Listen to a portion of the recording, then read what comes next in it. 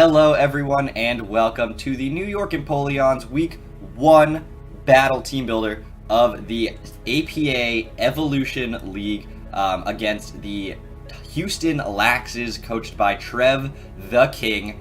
Now, I'm not 100% sure if I'll be adding this to the front of the battle or if I'll be doing this as a separate team builder the day before. Still trying to work all that out.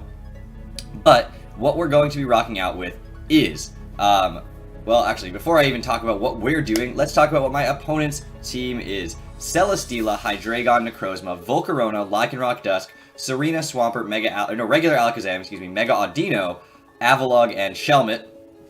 Now,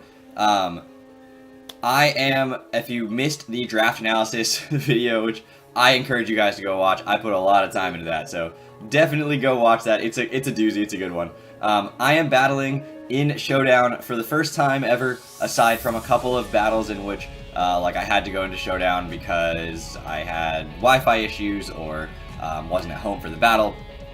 So bear that in mind. I've never competitively battled at level 100 before. I've done Battle Spot, which isn't level 100. I've done Wi-Fi battling on Twitch for years, which is not level 100. I did do one multi-battle league that was at level 100 in-game, so that was a thing that I did. We made playoffs by default and lost immediately, so clearly best level 100 battler of all time. So, what are we going to be rocking out with? I was told, bear in mind by people that Pokemon at level 100 are a little bit bulkier in general than Pokemon at level 50, just by the way that the EVs, or the stats work out based on the EVs. And normally I'm used to level 50 calcing. I ended up having to do obviously level 100 calcing, which changes a lot about the speeds. For instance, Mega Alakazam, which is 10 base points slower than Tapu Koko, only hits 372 speed if it's max and timid, whereas Koko can hit 394, so a lot more speed for those 10 base points. So I only needed to run, Alakazam was his fastest mon, so I only needed to run 176 speed with a plus speed nature to get to 374, which outpaces the 372 of Alakazam. And then I was going to be max attack, and I chose Naive because I wanted to run Grassy MZ Grassnot in order to OHKO the Swampert and the Lycanroc. Obviously, if he's Rindo, he's going to live it, but it does give me a chance to, regardless of the roll with Rindo, to KO the Swampert straight up. And I don't OHKO the Swampert with Grassnot if I don't run Special Investment. And Wild Charge and U-Turn were more important to me because of the fact that he has Swampert, which obviously is immune to the Volt Switch, as well as the Volcarona that wants to boost on the special side. Wild Charge can allow me to take that thing down. Additionally, U-Turn gives me better coverage against things like Hydreigon and Serena that Volt Switch wouldn't give me good coverage against anyway. And Roost is there because I do think being healthy is a very important thing for this Tapu Koko. So we are going to be rocking out with a physical Koko week 1, and by not putting a negative special attack nature, we are able to OHKO any non-Rindo Swampert with a Grassy MZ boost. Next up, we are going to be pulling out Incineroar. Kitten is coming this week. Kitten is a mod in my Discord as well as in my Twitch, as well as in the TTM YouTube channel that I stream. She is incredibly cool and good person and plays a lot of League of Legends, but that isn't really relevant right now. But anyway, shoutouts to Kitten/Stripes. If you guys have seen her around, thank her for all she's done for the channel. A lot of the artwork you see around is hers, so that's pretty cool. Anyway, Incineroar is going to be Choice Banded this week, rocking out with obviously Intimidate, because that is the far superior ability to Blaze, unless I am going to be doing some crazy, Focus Sash Endeavor shenanigans and need Blaze boosts in order to make Fire Punch get the KO. I don't know. But anyway, U-Turn, Flare Blitz, Knockoff, and Darkest Lariat didn't really require any extra coverage. This thing actually gets pretty good coverage, all things considered, but didn't really require anything different. The Dark type coverage hits basically his entire team outside of Mega Audino, which really does not want to need a Choice Banded Flare Blitz, I'm not going to lie. And Hydreigon, which doesn't want to take a Choice Banded U-Turn. Everything else is neutral or worse to it. So that worked out. Knockoff obviously is utility. Darkest Lariat is just a little bit stronger than Knockoff if the Pokemon already has their item gone, which you'll see this week. My plan is sort of to take items off. Max Attack Adamant Nature with enough speed. You're gonna see the trend of hitting 200 base speed, or 200 speed stat, I guess. And the reason for that is that that's going to outspeed a Necrozma without any investment, which is a really good thing for me to outspeed. And it's a little bit more than that, and it's going to outspeed any Mega Audino, even if he goes like max speed modest. For some reason, if he decides to do that, this outspeeds that. But I really wanted to outspeed Serena and Necrozma if they're not invested Pokemon.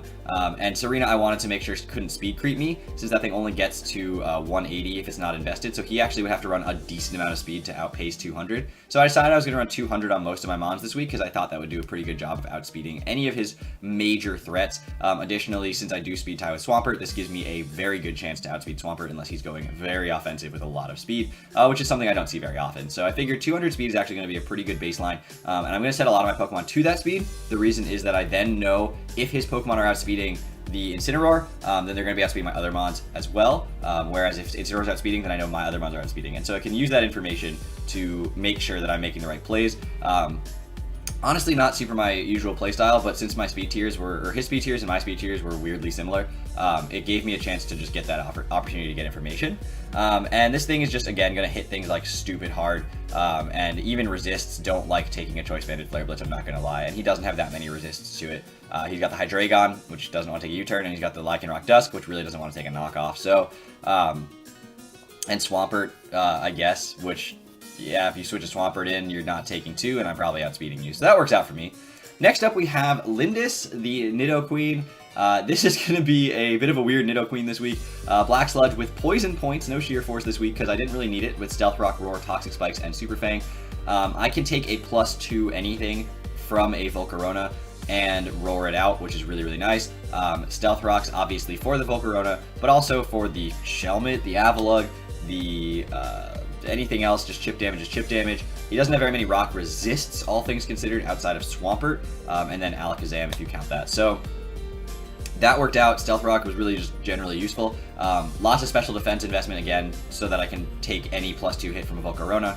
And then again, that 200 speed stat you're seeing, I decided to want to hit it with Nidoqueen too, because again, knowing if I outspeed or not. Additionally, this allows me to outpace a Necrozma that's uninvested, which is something that I think he will assume that I'm not running speed since I am running bulky. I won't do. Getting a Super Fang off on the Necrozma or one extra layer of Toxic Spikes can end up making a big difference in the long run of this game. So I really do think that that is a valuable part of my game plan. Next up is the Rotom. Going to be rocking out this week with the Volt Switch, Will-O-Wisp, Defog, and Hex. This thing is going to be a lot of special defense as well, since this is my other Volcarona check. This thing only takes something at +1. It really doesn't want to take anything at +2, not going to lie, especially because I don't resist Fiery Dance, and that is stupid strong. But Defog, super useful. This thing 100% of the time can switch into pretty much any Swampert. I don't really care if I get burned, I'm not going to lie. And I can Will-O-Wisp the Swampert to take away any scary EQs. I can Hex from there, and I can Defog away rocks. And then if he's like, oh, I don't want my Swampert anymore, Volt Switch is free on anything else in his team, so then I can get out. I do have a little bit of speed investment. Again, it's more so that he can't speed creep me than anything else, since Hydreigon could be slow and speed creeping Rotom, which is my next fastest thing in relation to it, outside of Sawsbuck, which I don't see him really prepping for, which is kind of my plan with Sawsbuck later on in the season. And hopefully I do get the chance to use this Rotom effectively, bring it in as needed, defog away rocks, and then switch it out as needed. A little bit of special attack investment so that I can get some just extra damage out. I figured that was a little better than bulk at this point. Next up we have Gardevoir, which is going to be Choice Scarf this week, rocking out with Moonblast, Energy Ball, Thunderbolts, and Healing Wish. If I'm not mistaken, I think I already had the battle, spoilers, and I think that this thing accidentally had Psychic instead of Healing Wish, which, not ideal, but is what it is. Next up is going to be Gardevoir, rocking out with Moonblast, Energy Ball, Thunderbolt, and Healing Wish. I'm considering changing Healing Wish out. I haven't really had a chance to click it, but Choice Scarf, Healing Wish, I was looking at Heal Bell or other things, but Choice Scarf, Healing Wish does do a decent amount of damage, so I was like, alright, or not damage, but like decent amount of utility, can recover something back to health, like my Nidoqueen if it's chipped down and I need it to take hits from the Volcarona, things like that. So we are going to be able to rock out with my Gardevoir, which outspeeds just about everything on his team. After at a +1, it does outspeed a Alakazam, which is super cool, and it is modest nature with a max special attack, so it's doing as much damage as possible, since he really doesn't have that many switch-ins to it. This thing has the coverage for his entire team, with a couple of exceptions of super effective coverage like Serena and Lycanroc does. Serena and Volcarona don't take super effective damage, nor does Necrozma, but that's okay because they do take a lot of damage from Moonblast, all of them. And Volcarona is the one big threat to most of this team, so I do have to watch out for that. If he starts setting up Quiver Dances and I don't have Nidoqueen, I could be in trouble. But hopefully that's not what's going to happen.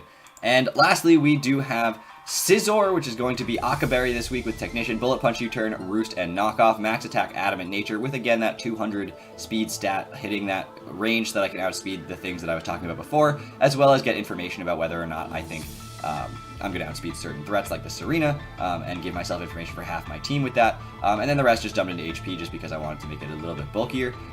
Bullet Punch, super useful against his team, since Lycanroc does not appreciate it, and Lycanroc really can't do anything back to me. And then General Priority is good. U-Turn, super useful. His team has a lot of bug weaknesses, which is why U-Turn is actually particularly useful. And on Scizor with a Max Attack, Adamant Nature, and Stab U-Turn, it's doing a lot of damage with it, which is really nice. And then Roost can allow me to heal back some damage if I do get into a situation where I can do that. Things like the Celesteela don't really threaten my Scizor. Things like the Lycanroc Dusk don't really threaten it. Serena doesn't super threaten it. And Swampert doesn't super threaten it. So obviously I don't want to be burned, but it is what it is if the situation comes to that. I do have Healing Wish on the Gardevoir, so I can get the Scizor back out of the burn once, and that is a pretty good deal in my opinion, since that's about all Scizor is going to be able to be used for. And Knockoff, generally useful alongside the Incineroar. This is the team that we're going to be rocking with this week. Hopefully all goes well and we are able to pick up our first win in the APA of all time, in the first Evolution League of APA. So thank you so much to you guys for hanging out and watching. You guys will see that battle tomorrow, I think. I have not decided if I'm putting this at the beginning of a battle or if I'm putting it as a separate video. Probably a separate video. But thank you all so much for watching. I will see you guys tomorrow as we take on Trev the King and the Houston Laxes. Hope you all are well. Thank you all so much for watching. Take care, everybody.